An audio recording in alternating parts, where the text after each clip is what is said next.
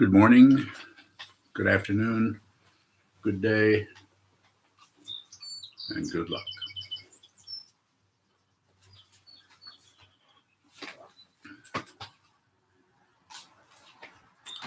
This morning's Dharma talk is titled Complain Once.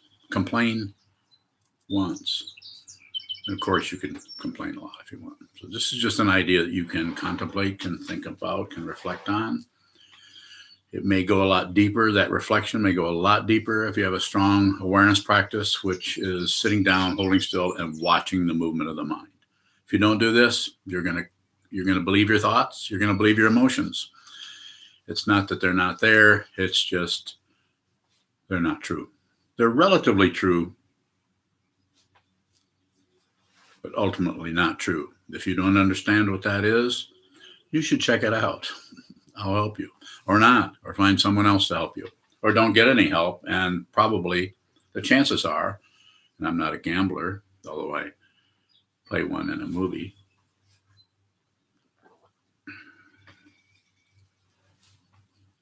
not very good chances there. Tend to go in circles and in circles. I'm sure you've noticed. The more we are alive, the longer we're alive, the more the circles become kind of irritating. Just over and over. I thought I took care of that. Here it is again. I thought I took care of that. Here it is again. Maybe I should, perhaps. Not helpful. The repetition of craziness is still pretty crazy. So find your own sanity. You don't believe a word I say. If you're believing my statements, that's not what I'm asking you to do. I don't want any followers at all. I would like you to discover, rediscover, uncover your original sanity. Whether you're a Buddhist or not makes no difference to me at all. That would be your idea. Maybe you need this kind of a glue to glue yourself to a path, a spiritual, non-theistic spiritual path. Maybe you don't. Your business. Your karma. Good luck, as I said earlier.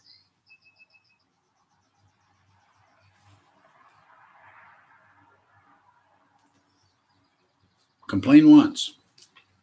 Complain once. And what do I mean? I'll go into that deeper. Something is wrong. Someone is doing something. Someone is not living up to your expectations, even their expectations. Something is going in circles somewhere. And because you wanted this to happen and you look over and that's not happening the way you prescribed, understood, predicted, expected. There's a big fat word. I'll talk on that one of these days. Expectations. Extra. You don't need them.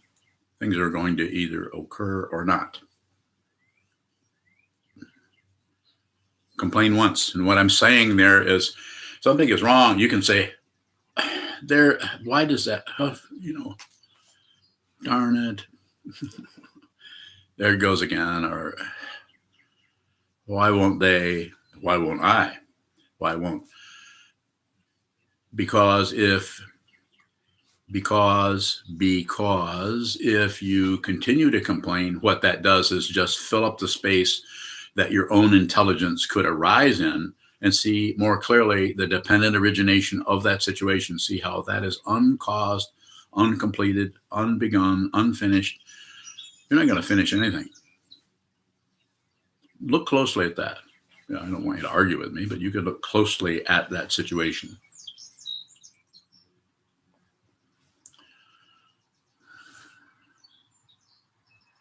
Because if you continue to complain about it, what it does is it gives you a feeling of, in the Yogacara tradition, or consciousness only, perception only, this is called the seventh consciousness, and the aspect of that seventh consciousness is pride.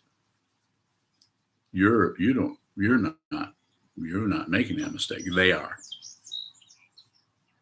Those guys. They're making the mistake. And to complain about that is to continually fill up the space, what we call our wisdom mind, an open, generous, completely wise, caring, tender-hearted receiving of this crazy world. Start now with what? Your own mind. Start now with your own fear down here. And maybe this will start to show up more prominently. So complain once. I also say apologize once. If you've done something through error or forgetfulness or whatever may be the causes and conditions that arise to create a mistake that creates problems for others, apologize once. I'm sorry I did that. I'm sorry I stepped on your foot.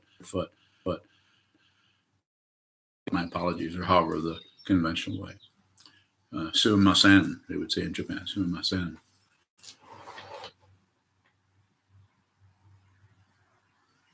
Apologize once. Complain once. Because if you do it more, then it's more about you rather than the situation. The first complaint is actually the relative aspect of that situation where you see it, you don't care for it, it's not what you thought would happen, and it's perfectly appropriate for one in this dimension we call the human realm, the realm of desire. Desire for and desire against, and desire to look away. Desire wanting something else. If you do that, you'll suffer. I'm not accusing you of anything. I'm not condemning you to anything. It just, that's how it looked from looking at this for 79 years and looking at it very, very directly with the help of my teachers for close to 50 years. 47 years or something.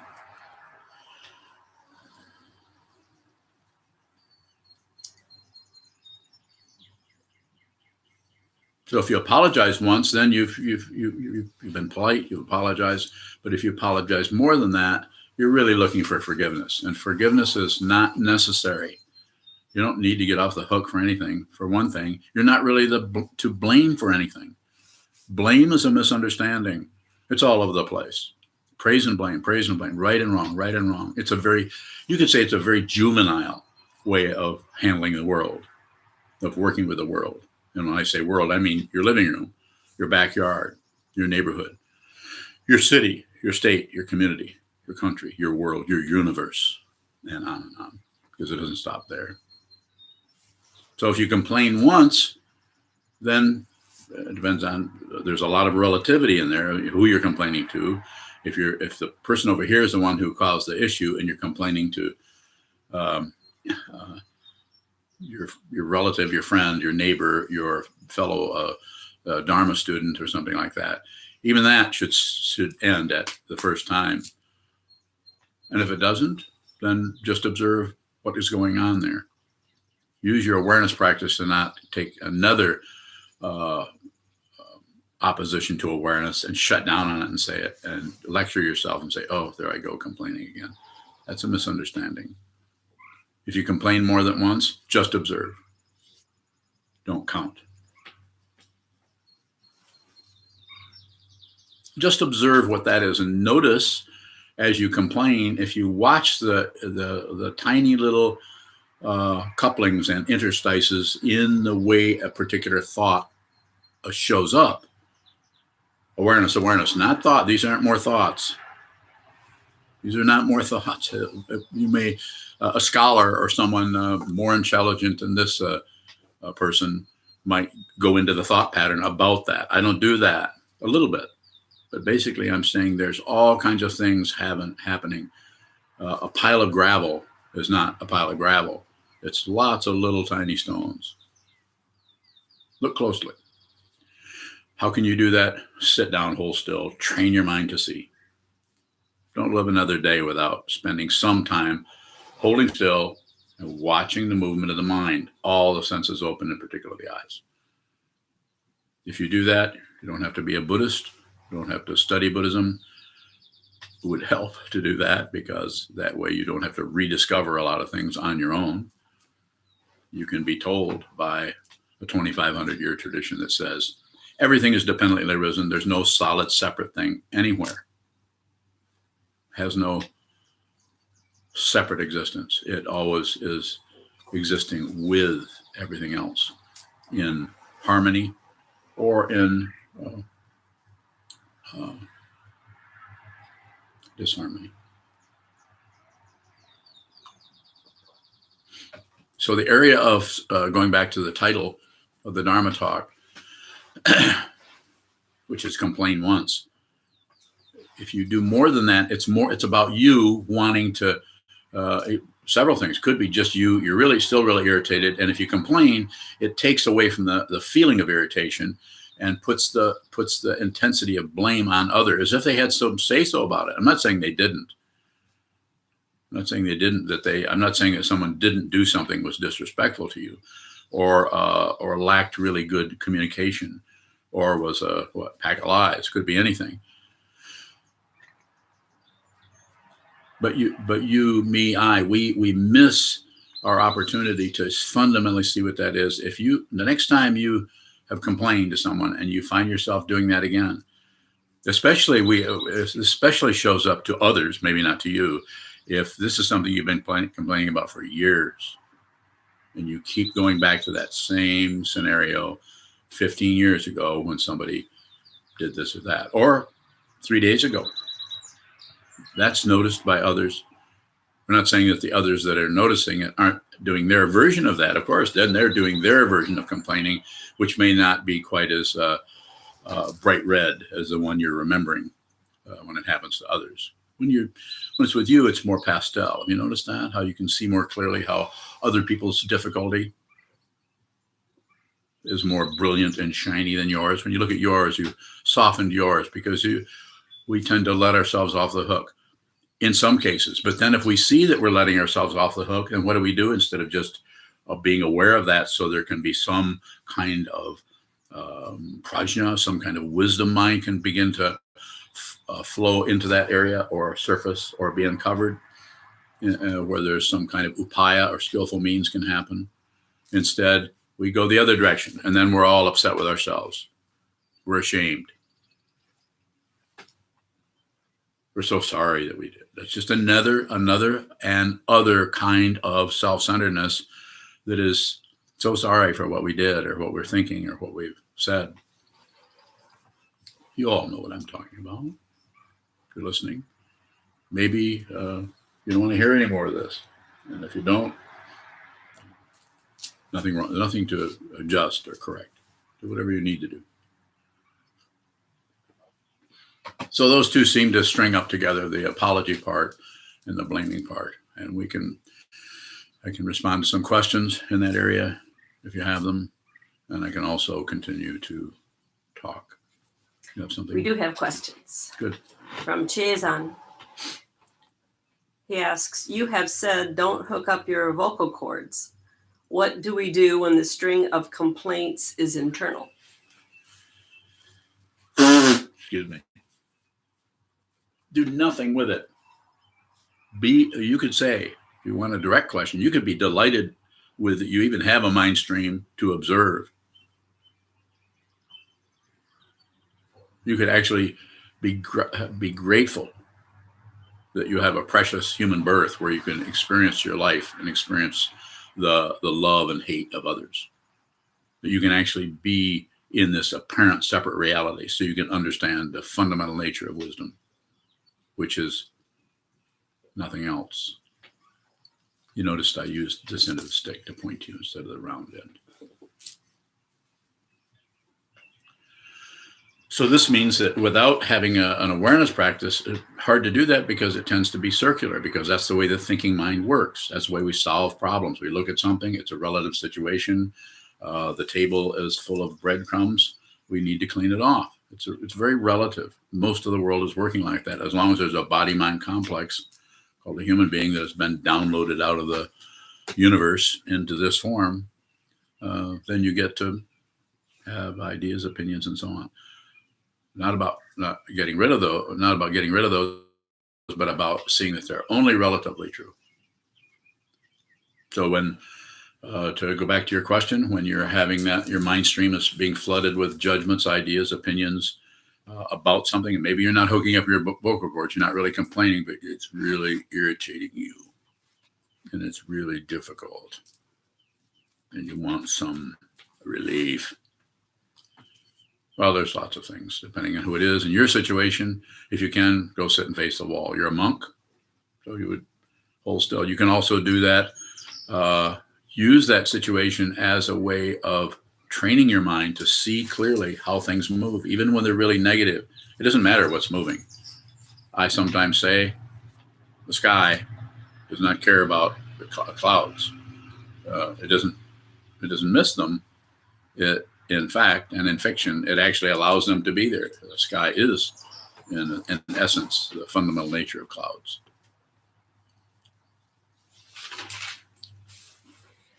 Sokuzan has a question. Yes. He asks, is it more helpful to not complain at all? Well, I wouldn't go too far to establish some kind of a really, really important kind of really high level non-complaining person that everybody admires. You notice how that person never complains, even though something very difficult happens. They don't really say too much. They don't complain about it. No, I didn't say don't complain. The title of the Dharma talk is Complain Once. So keep it in a relative situation. Don't disembody into some kind of ideal God realm. As a Dharma teacher, I won't let you do that. You give me the opportunity to let you know. This is completely pragmatic and totally transcendent and spiritual at the same time. It's called Advaita, not two. It is not two. They're not kidding. The teachers down through the centuries in any tradition, whether it's been the indigenous tradition or it's been the Hindu tradition or the Buddhist tradition or the Islam or whatever, occasionally a teaching person arises who understands what that original founder or that original inspiration to even have a spiritual path is saying. So we don't have to step out of the third grade into the university. Just be where you're at. As Pema Chodron said in the title of her book. Never read the book, but it's a good title. Start where you are. I think I might have read it, but I don't recall what it said. Go ahead. Shoda asks, you say that if we apologize more than once, it's more about us. What's happening when we complain more than once? It's about us. It's the apology is trying to create a person who's kind of we're getting our identity from the other, which is the primary misunderstanding, thinking there is someone. And we're getting our identity, so it's a relative thing that we can be fluffed up by others, be admired. Like we all know people who they would fall over dead if they weren't constantly admired by somebody. And so, what was the question? So I need to refine that a little bit. You say that if we apologize more than once, it's more about us. What's happening when we complain more than once? Yeah, the complaint is a cover up so that we won't feel, so that irritation, instead of using that irritation about somebody not cleaning the sink after they left or filling the water filter or mopping the floor, living up to something, you have no idea what the causes and conditions are with that. Not that they have an excuse to not do that, but you don't know what they're going through. But it's always about you, isn't it? It's always about you and how you feel about that, how you feel, me, how I feel about that. Train your mind. See that this is a illusion. It is an illusion. Hard one, a hard illusion. See it. Don't give up. Don't back into any corner of conclusions. The corner of conclusions is the corner. Everything stops and you continue to be reborn and reborn and reborn, either out of your dreams into this dream or back into your dreams and then back into that other dream, which is without a body, also a dream. And that can go on for 400 years until you come back into the human form again or the mosquito form. And I don't believe any of that. That's why I'm able to say it so clearly. I can take any side of any situation because things don't have sides. There are no sides. So the whole idea of making a decision is out the door, which has no hinges. Shall I go on? So that area is a cover-up. It's pride.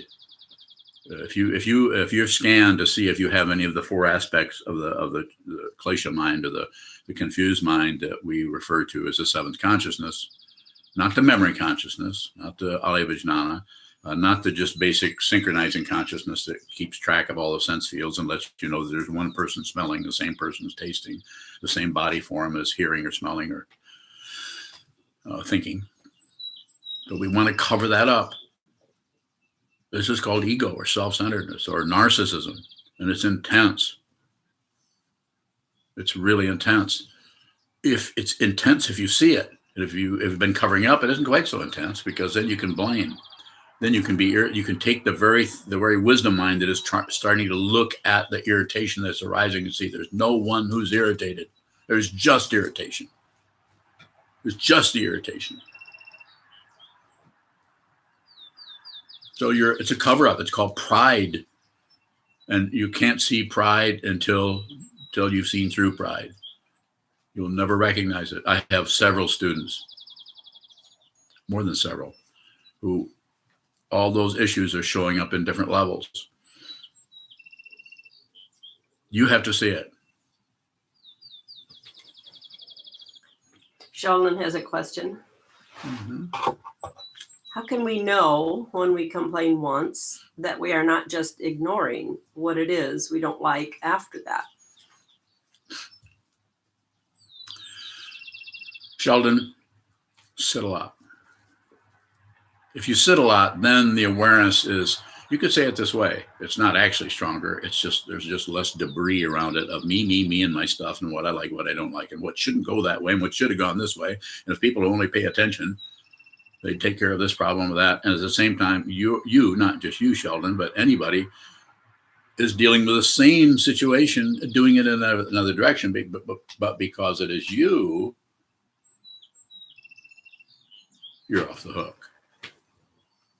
Because it's pastel rather than bright red. Pink, nicer, smoother, especially if it's along with a really light mint green of jealousy. Look closely. I can say this, I can use words. I give Dharma talks. I've given hundreds of them. I can give Dharma talks, and they all come out of a different kind of seeing what might be helpful. So we need to use concepts quite a bit in some cases. But that buying into some kind of a position of being right will cause, if you're complaining about anything, I'm not talking about, here's something I want to cover before I forget it.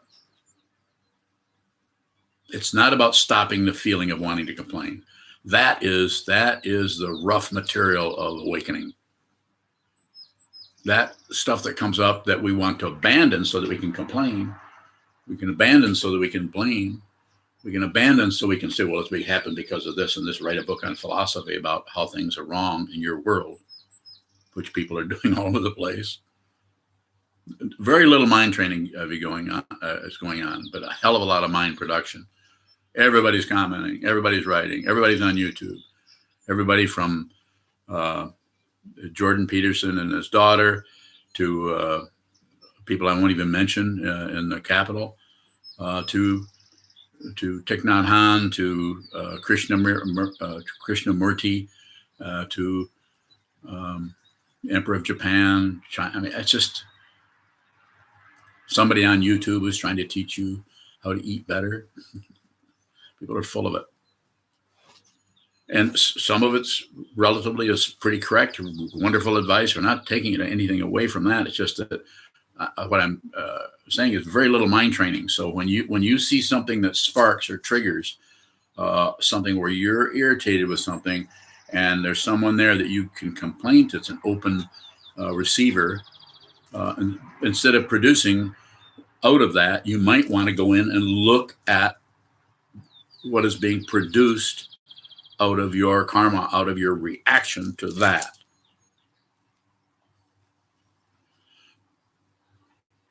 That's called a Dharma gate. That's an opening to see the deeper nature of your confusion, of your narcissism. There's all kinds of obvious narcissism around, but the narcissism that we're hiding away from the world is quite obvious to others around us. So spend some time, a lot of time, spend some time watching what comes up. And if you complain once, that actually, how do I want to say this? That actually relates to, that way you're not becoming this wonderful person who never complains. So you've complained, that sucks. What in the hell are you doing that for? Or saying that, did you see what they just did? You see what they keep doing? And then stop. And then use that structure to help you see the polarity. Train your mind. Don't live another day without taking the attitude, I am going to understand this truth. I'm going to understand the truth of pratitya samutpada, or dependent origination, before this body mind goes back into the elements. All of this right here won't last. It may last, I don't know why I'm still here for 79 years, but here I am. One more time. This is from Mayun. In French? No, but it could be. Yes.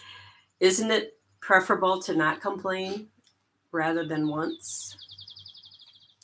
No, because it's too, by not complaining, we build up a fine patina, a fine silver covering that is very delicate, that we can admire about ourselves when we get in trouble. Don't do it. You don't need that. You can live in an open dimension of being where there is no solid being, no solid self anywhere. Even though you're running into intense confusion, never separate yourself from anything. And so to have, and I could go back to your original question of, well, of course it would be nice to never complain. But as a precept, or as something that we look at, it needs to be observed, not concluded. It's a misunderstanding. My teacher, my Zen master, Kobun Roshi, said, you observe precepts, you don't take them. You observe them. That's the only way they can help you, because if you're just I'm just going to do it this way, then it's the ego mind that gets the credit, gets the merit badge, gets the chevron, sergeant major, someone who's very, very controlled, never complains about anything, never has an evil thought. I'm not mocking you. I'm just saying, be genuine, be who you are. And when I say complain once, of course, if you're in a situation and you feel irritated by something, then the most important thing for you to do there is to actually experience the irritation without adding anything to it, like why you're being irritated. Because if you need to know, it'll be obvious. But if you go through some rationalization or mentation or all the other Asians about that situation, then it comes up as some kind of a issue which you can get ahead of, or issue which you're still having trouble with. All pride. Any reference point to who you are and what this is and what you're doing and how well you're doing is ego. And not just to my own, but anyway, I'm just saying, be genuine, be generous with yourself. Allow yourself to receive the negativity that comes. And then, of course, if it's very simple, if you don't, I'm not saying make yourself complain once. I'm saying if a complaint arises, and if you can just look at the complaint structure without abandoning that, or without missing out on the very negativity that is arising in response to that, called cause and effect, which is operating in a highly sophisticated, refined, and subtle realm, called the mind stream, which is happening whether there's a body or not, then do that. No more war. But if there's some kind of irritation, or you feel some impulse to do that, you might do that. So that's why I'm saying, I'm basically addressing people who complain all the time, not somebody who actually doesn't complain, doesn't say too much about that. I mean, maybe that would be workable, but I wouldn't get too uppity about it.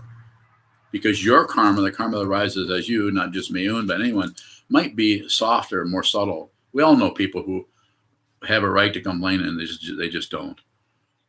If they're getting a credential for that, they'll continue to circle, just like anyone else. If anytime you say, this is happening, therefore I am somebody, great.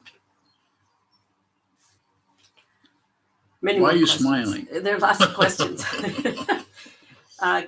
Kevin Townley from New York asks, Yes. there is a lot of talk about self-forgiveness. Is it ever appropriate to apologize to yourself? No.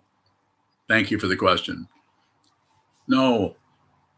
You don't need that credential.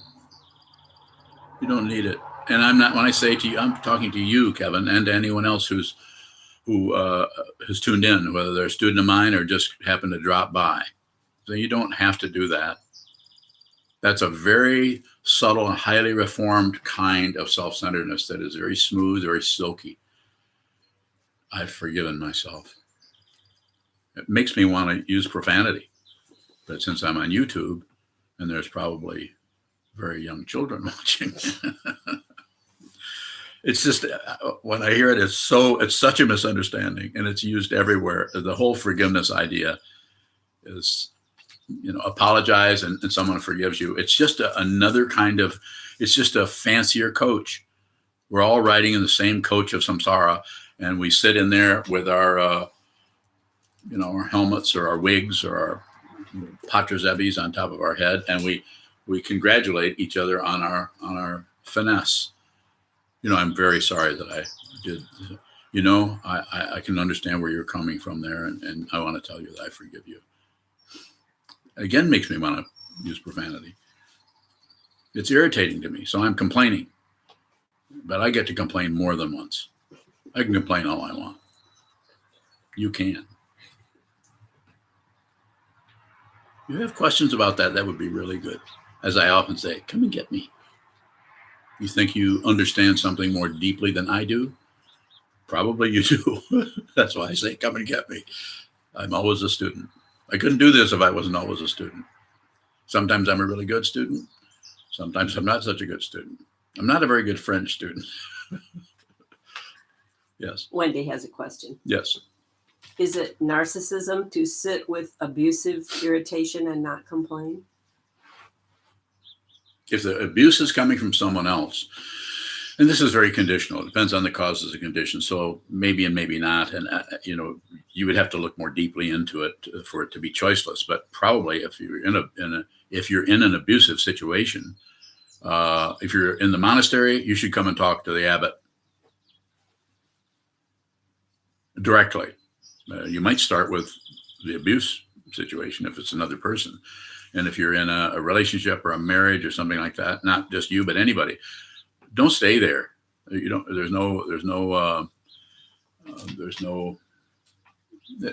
just not helpful to the apparent abuser or to the, what is it called? The abusee or someone who's receiving that crap. Now, causes and conditions might show up in such a way that you can't just do that because you wouldn't have any lunch money. So it's a relative thing, but I'm just back out of there as much. If you're really being abused, and usually we do, and you can. If you're 12, it's pretty hard to leave home. If you're put just by committing a crime, I don't care what it is, by committing a crime, and the government comes in and locks you up, that's abuse. That's not being respectful of your confusion. That's not helping you. It's treating you like the ancient way of children should be seen and not heard, I think is what I heard. But don't do anything unless you have to. But if it's abuse, the way you describe it, you might want to be looking for ways to get away from that person or that situation if it's an abusive situation, whatever it may be, or people or persons. Good question. You don't have to take it. You don't have to take it. Yes. Let's see. This is from Shoshi. He asks, is it possible to take a position on something without taking a position? No. It is not. And if you think it is, Then you didn't understand what I just said.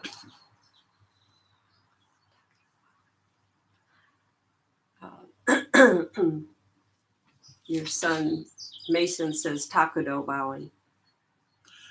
Takudo. He said not a question, but watching. All right. Chazon has another question. He says, can our body language be complaining? I think so. Yeah.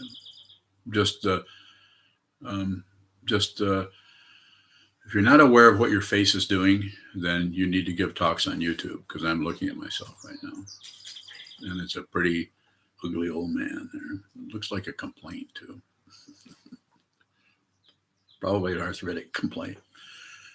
So yes, I think so. I'm not saying you need to look at yourself on YouTube or in the mirror or something like that, but I think to be aware of the musculature of the body, the hands, to be aware of the language. I'm very, something I call phrase fillers.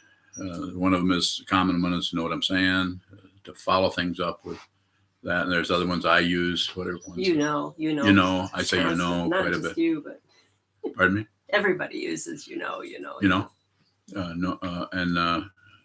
That's another one. And. So it's not about getting rid of those. They probably aren't going to go away. And if you get them all cleaned up, I'm not going to be proud of you. So, but to be aware that those are showing up, that allows you, listen to this. This is very important. If you're aware of the negativity that's arising in your mind stream and you're not doing anything with it, then that awareness, because nothing is separate, that awareness of that very negativity that is gripping you, that you would like to blame, or you'd like to medicate, or you'd like to, for that matter, meditate. Meditation is not a way to get away from suffering. Don't do it. But when that negativity comes up, and I'm going to go back to the phrase filler of, know what I'm saying, or, or that seems to be the basic point. That's the one Trungpa Rinpoche used constantly. And they would edit that out of all this, like they edit out my cuss words. Somebody's doing that, I guess. So, but what that does is the observing of that negativity without pushing it, pulling it, without accusing yourself, with doing, just notice the negativity. The texture of the negativity means there's space in that. You can't have texture without space. It shows up in all the arts and music. It's a very important aspect of music and of visual art and of writing poetry. Of building houses. There's a very mechanical, pragmatic way it works there. But in works of art or artistic production of various kinds, the spatial element is very important. It's almost treated as an object because of its importance. So it's objectified. So when the negativity is shown up and you're not blaming, I mean, maybe if you just blamed once, that's going to be more just to see the negativity arise as so that you're genuine. So you have this negativity. But to go on and on about it is to seal up the wisdom mind. And just to have that come up, spontaneously, you're sitting there, somebody does something, somebody didn't show up on time. Why? When are they going to get a watch? Something like that, some kind of complaint. And then that allows you to relate to the dependent origination that is coming up through your mind stream, that is dependent on every other thought you've ever had, every other thought anybody's ever had, and everything is completely not separate. And to begin to see that, to witness that, is, to use the common expression, is mind-blowing. It's mind-blowing, and it's completely ordinary. How can something be mind-blowing and completely ordinary at the same time? I can tell you, because they don't happen in space and time. They are non-occurring. The wisdom nature of the mind is perception only. And I'm sure, and this is described all kinds of different ways. Now we study it all the time because I don't want anybody to miss anything. So we study it. We study a lot. So the way that shows up actually gives you some entrance into the way the constant other complaints, the layers, the plywood, the laminations of complaints that take a toll on us as far as seeing our wisdom nature, because we're just entrained by that. It's like getting on a train. I can't get off. Here I am on the train, and you're going to Utah, whether you like it or not. But that first one, that first complaint is like looking at the train. It's like the train that will take you away. So it's called awareness. It's called prajna. It's called wisdom mind. It's called insight. It's called perception. You just perceive it and you don't conclude. And if you do conclude in that first complaint, that's just enough. That vibration or that quality or that chemistry or that odor or that fragrance, that any one of the senses, anywhere, any direction is resonating, because nothing's separate. That's why I say open your eyes when you meditate, because if you close your eyes, all the other sense fields are doing the same thing. They're going to sleep. I don't care if your mind is there getting credit for being peaceful. The actual peace is not an experience, and it's not a feeling. Just like wisdom or just like compassion is not a feeling. If you think it is, then you'll continue to be proud of yourself for how compassionate you are.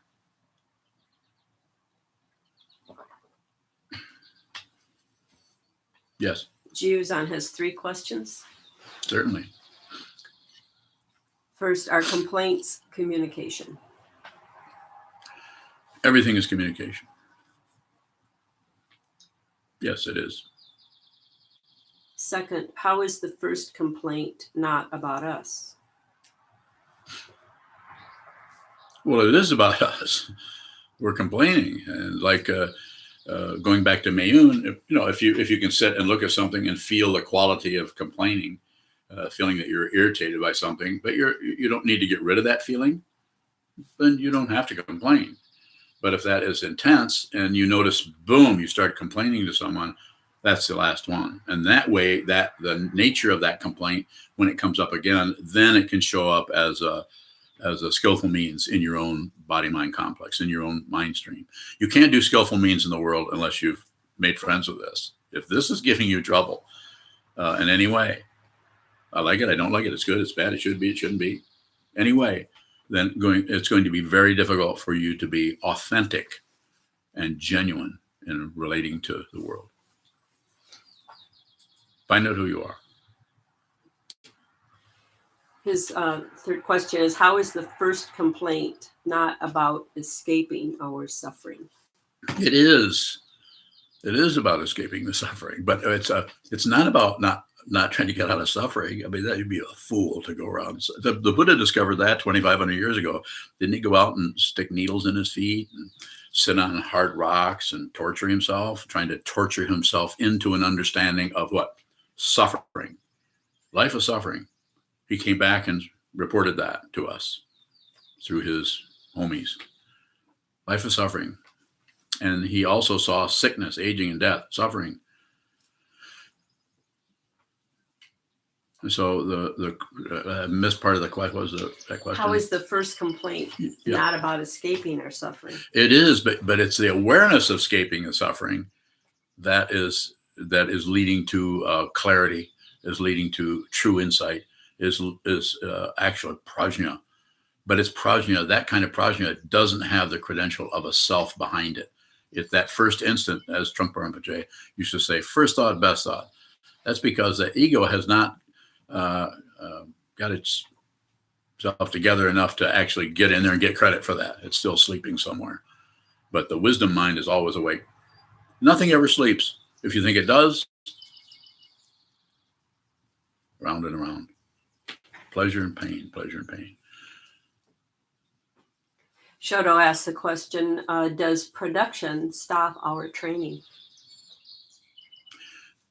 It can, if there's not awareness of the production, which can show up as validating the production or thinking that the production you do has some kind of credibility because it's this and this and justified by this and this and this. But it's, as I say, I've said thousands of times by now, it's always about awareness, never about what arises in the awareness. What arises in the awareness is not separate. And if you grasp, reject, ignore, accept, reject, do anything with what happens in awareness, then you're on the turnstile called samsara, called the constant wheel of life and death. And it could take place in 30 seconds, and it can take place in 30 centuries. And there's no difference between those. If you think there's a past and a future, handy, I know, but in actuality, there is not. It just appears that way. It's called relative truth. Seeing that is called, well, I'm not going to go that far. Kiyun has a question. Yes, Kiyun. Is a teacher's response to a student's question dependently arisen? Everything is dependently arisen. Yes, it is.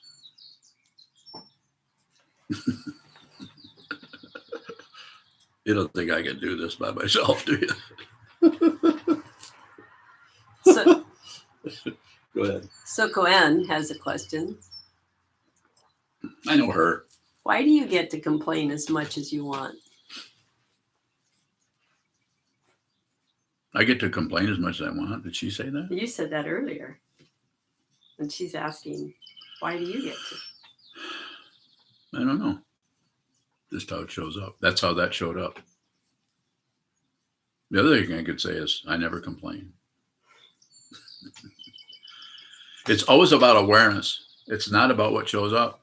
I function in this situation, when I'm sitting here in this environment, I function as a Dharma teacher. When I get up and go do something else, I'm not sure what's happening there. It's mainly on receive. This doesn't mean I won't look at the TV and say, what the hell do they think they're doing on there? I won't yell at the TV or call Unya to come in here what these crazy people are saying. And then we look at it and think. So it's always about awareness, not about what you're doing. That's why you can't function, you can't act a certain way and have it be genuine. It feels phony. It feels like a stage. And then we realize that there isn't anything but a stage. Find the front row, watch what happens. Yes. Michael Stoltz asks, is there a difference between observing a vow and taking refuge?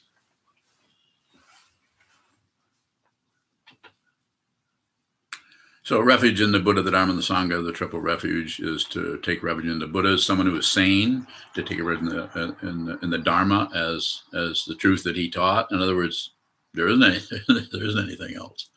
It's empty of what you impute or think it is. At the same time, it's vividly clear. And you do it. You see it. You see it. Whatever this is, you see that.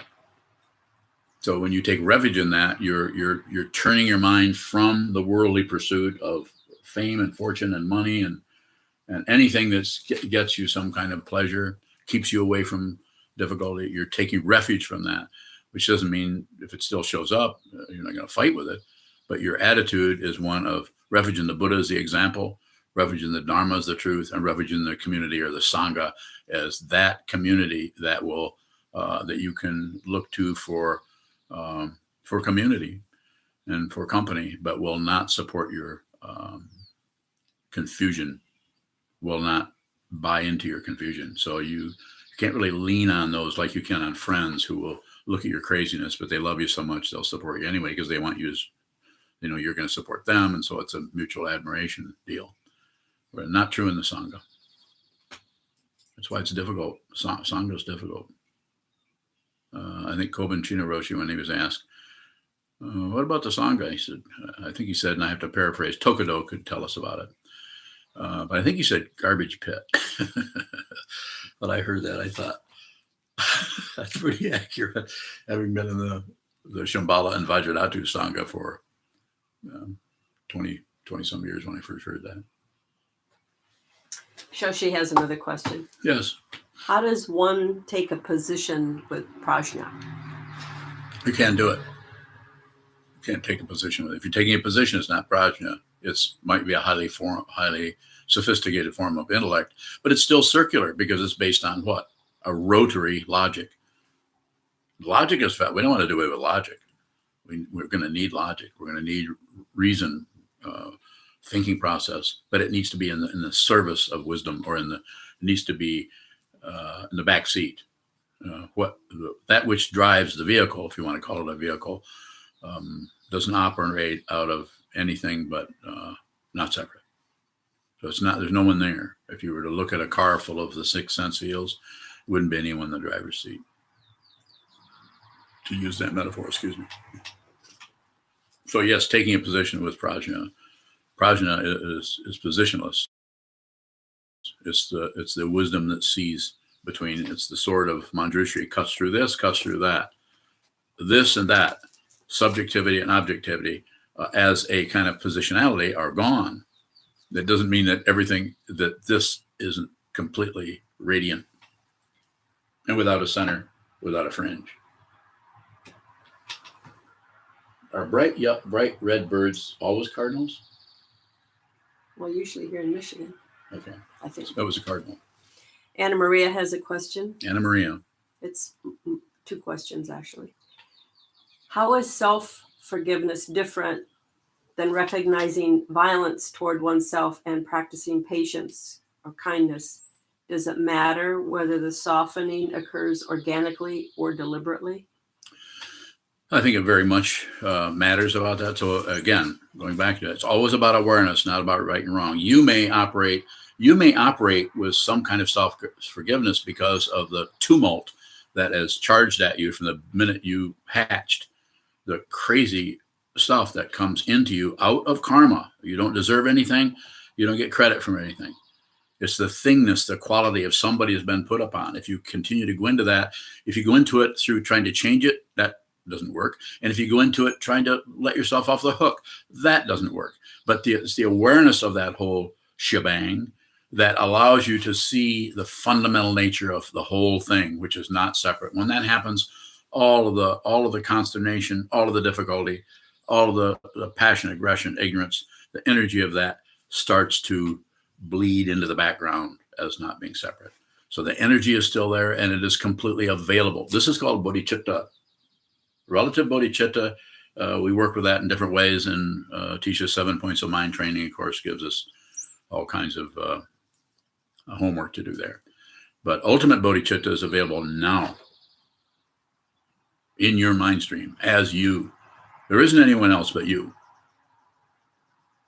If you think there are others, I'm not saying you aren't showing up as everything. Of course you are, but there isn't anything else but you. And that doesn't take away the negativity that may be arising from you that you would like to forgive. Don't forgive it. That the very nature of that is compassion. Don't misunderstand. I'm not playing down the intensity of your particular feeling or anyone's emotional situation who has been abused, or someone who has done some intense gone in intensely negative situations where they feel like they need to forgive themselves. I would say, go ahead and do that. If that shows up, then do that. But don't do anything more on top of that, like, I'm glad I did that, or I should have done that, or that really worked well for me. Don't turn it into a book jacket. Good question. Robert from Kalamazoo asks, can there be addiction without complaint or without complaining? Sure. There can be addictions. You might have an addiction in your mind stream, in your physical situation that's going on. It could be anything from,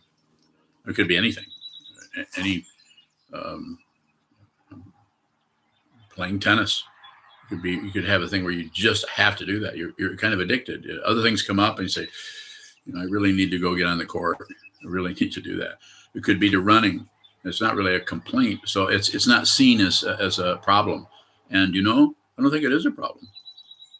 I don't think it's a problem to have that. You're in a human form.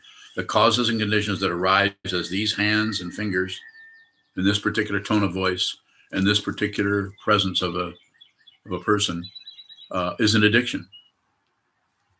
We're addicted to being this human being, but nothing lasts except, of course, what hasn't begun. And what hasn't begun? The fundamental nature of reality is unborn and unceasing. Classical example of that is with a nature like the sky. Even that's saying too much, but we need to do something so that people can reflect on that a little bit, as I was doing 100 years ago. Kyun has another question. He Kyun, asks, good to hear from you, Kyun. is the teacher the student's reference point? For a while, yeah, you need a teacher, as Trungpa Rinpoche said.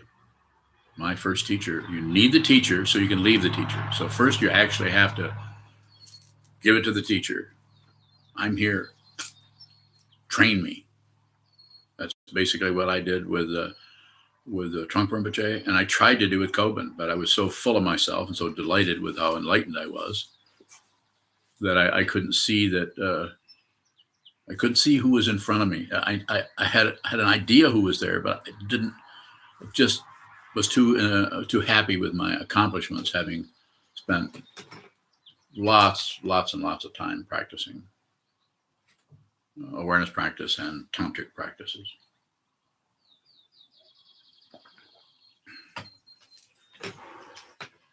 Okay.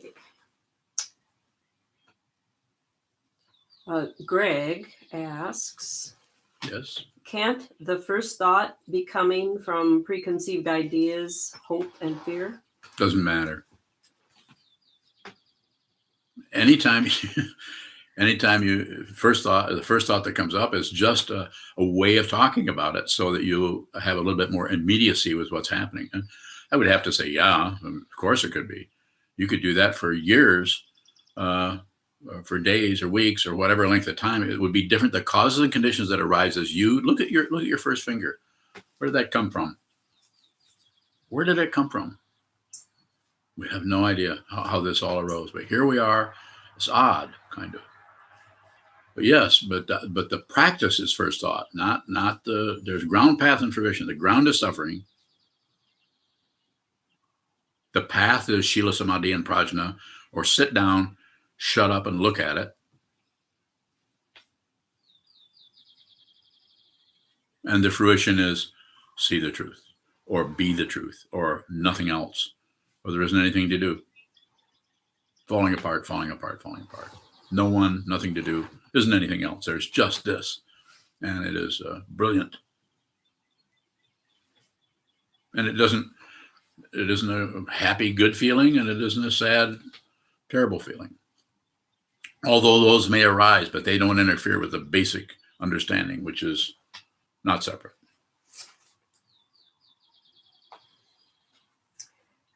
Sheldon has another question.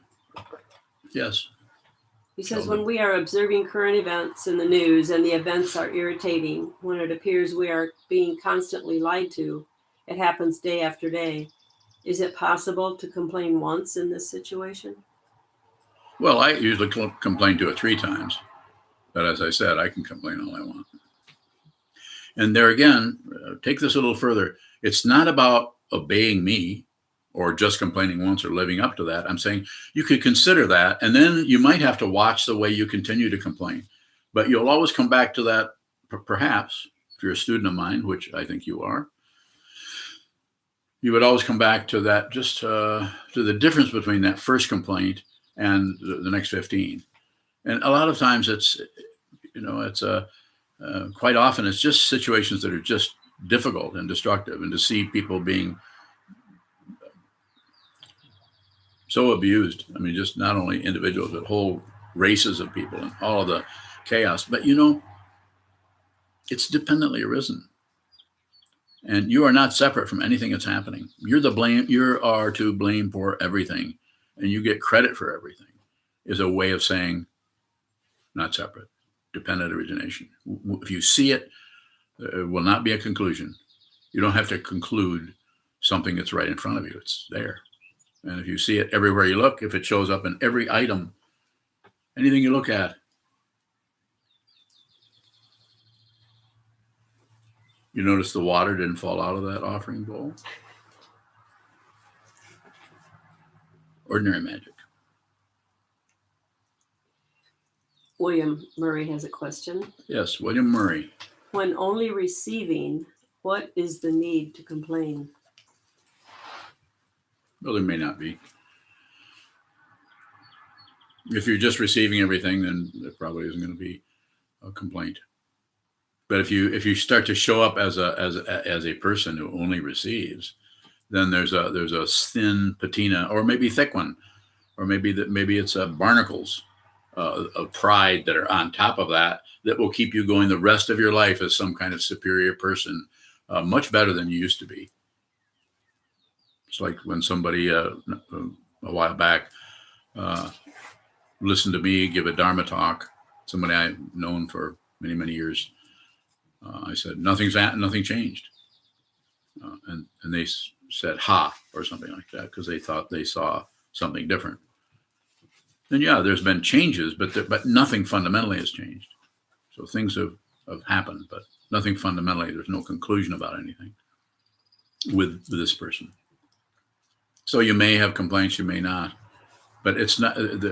It's not when I say it won't matter or you don't care. It's because there's no solid being anymore who's taking a position on anything, unless there is. And when that shows, even that's unreal. So you don't mind. You don't get rid of your ego because it's unreal. So your ego might come and sit on your lap and hang out with you and whisper in your ear and say, you probably ought to do this. Maybe you should do. So, but you don't mind. You're not trying to get rid of something that is a part of a stage play. His follow-up question is, Yes. If there is only me, who am I? Not separate. You're not separate from here. You're not separate from there, from your enemy, from your friend, you're not separate. You're separated, yes, like the fingers are separated, but it's a hand. It's manifestation.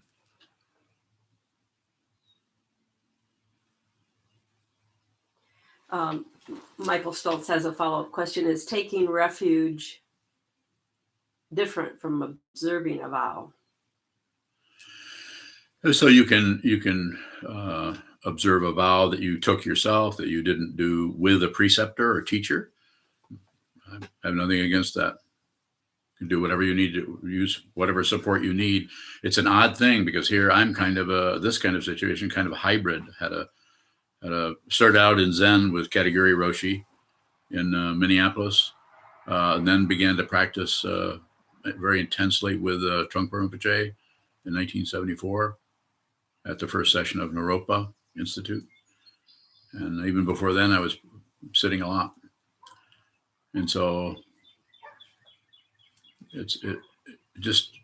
I think it's variable with each person. You could just every morning, if you got up, say, I take refuge in the Buddha, take refuge in the Dharma, take refuge in the Sangha, and did 3 prostrations or 9 prostrations, and then chanted the sutras, and never formally received a precepts or went through a naming ceremony and so on, or went through any of those situations. I have no idea. I just know I couldn't do that. I tried not to do it. I thought it was too fancy to become ordained. I couldn't help it. I had to do that. And basically because of Kobun. He showed me that I didn't see as clearly as I thought I could see. Very embarrassing. Tokudo remembers that. Yes. Robert Walker has a follow-up question. It's the opposite of his previous one. Can there be complaint without addiction?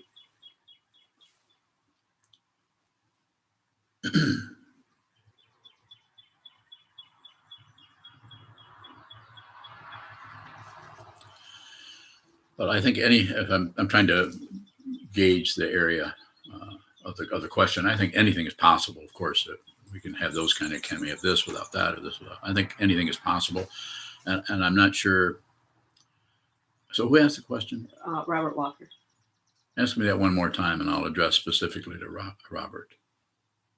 Can there be complaint without addiction? Yes.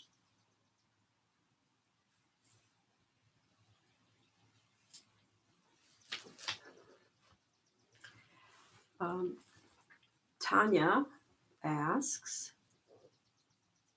it seems easier to feel compassion towards animals than to other fellow human beings, and in parentheses, they have billionaires. What is compassion? How do we cultivate compassion? You can't really cultivate it, although it's taught everywhere as cultivating it. And compassion is not a feeling. Feeling is, you can have sympathy for animals, sympathy for people. True compassion doesn't separate anyone from anything. So you wouldn't be separating the poor little animal and separating into the billionaire who's abusing people and indulging. Nothing lasts. And the one who's a billionaire is just at the top of the Ferris wheel. If you can't see that, then one of the ways that it shows up as not being able to see that is to think there are separate beings, some who are better than others, and to think that we are somehow different from animals. That this is why the injunction or whatever not to kill, but that doesn't mean the idea is not to kill is to observe that vow not to kill. You're going to have to kill. If you're alive, you're going to kill something, and what you kill should be up to you, not a society, not a spiritual path, not a religion. This is your body-mind complex. It should be up to you. I'm not saying you can't get help, but following some kind of rule based on ancient times, including the one with compassion, developing relative bodhicitta, ultimate bodhicitta. There's all kinds of ideas in there about that.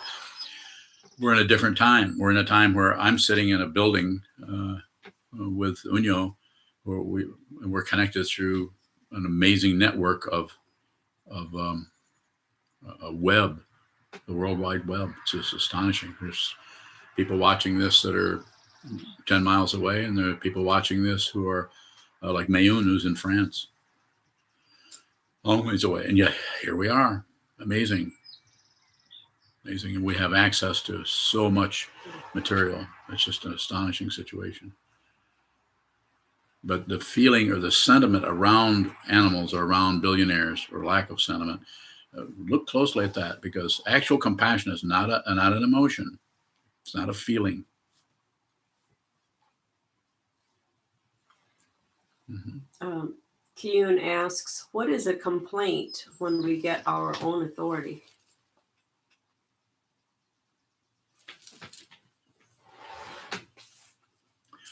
So the way I say, the way I talk about authority is there isn't any authority. Would be the best way. We might need some kind of a helper person or a guide or someone who understands more, or a medicine woman. We might need someone who's been around a while, who sees more deeply into this. And that can't come out of some kind of politics of experience. It has to come out of a direct connection with each other. And that direct connection with each other can't happen if there's a lot of military kind of things happening, warfare and right and wrong and the philosophies. So what was that question again? I think I missed part of it. What is a complaint when we get our own authority? Yeah, so I think there's something to that, but it will continue to transition into there really isn't any solid center there, no authority in anything. We refer to things in order to help each other. So we refer to the teachings of the Buddha, the Four Noble Truths, the Eightfold Path, the 12 links on the chain of existence, the 6 realms, the 3 realms, the 10 bhumis, reference points that help us, that we observe those, as Kobin told me so many years ago, very specifically in a very gruff voice. Thomas asks, how can frequent complaining between two people be stopped?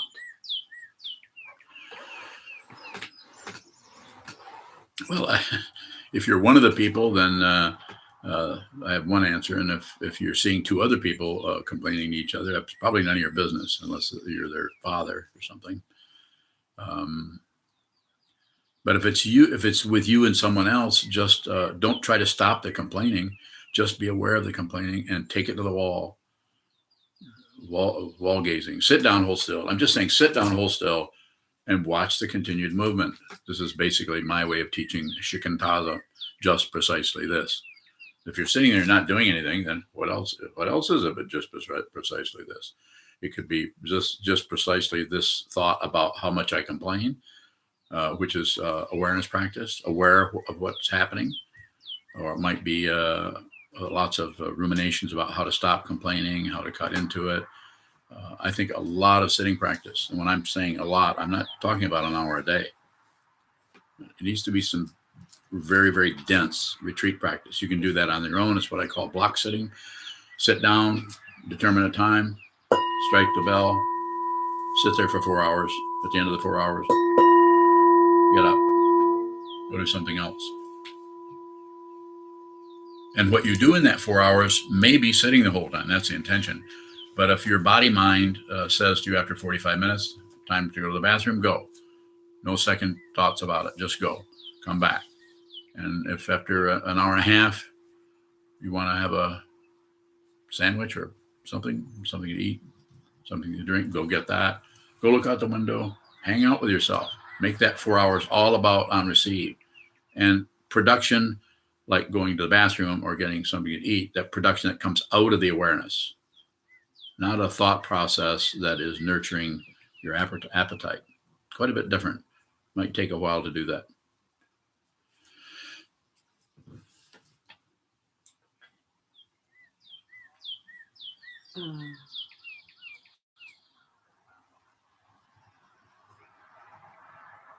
I think Very good.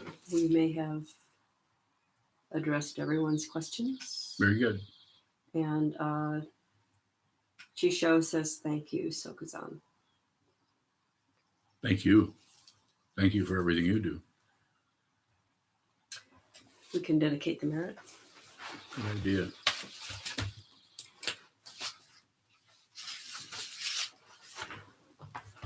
You all get to go block sit now.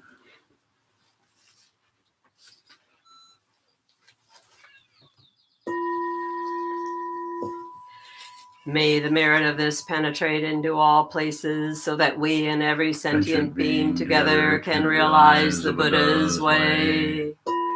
Ji ho san chi shi hu shi son bu sa mo ko sa mo ko ho ja ho mi. The 10 directions, the 3 worlds, all Buddhas, all venerable ones, Bodhisattvas, Mahasattvas, the great Prajna Paramita.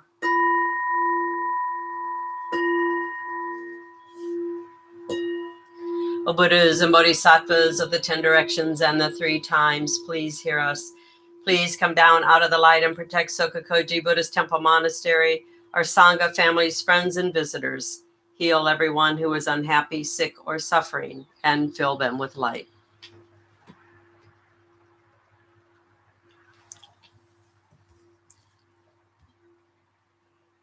Arrivederci.